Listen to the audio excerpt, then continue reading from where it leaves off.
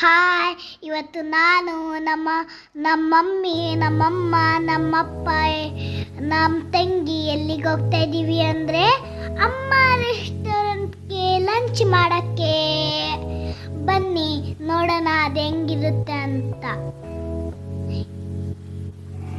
ನೋಡಿ, ಇಳಿದ್ವಿ ಕಾರಿಂದ. ಇದೇ ಅಮ್ಮ ರೆಸ್ಟೋರೆಂಟ್. ಇಲ್ಲಿ ನಾನ್ ವೆಜ್ ಇರುತ್ತೆ, ವೆಜ್ ಇರುತ್ತೆ, ಎಲ್ಲ ಐಟಮ್ಸ್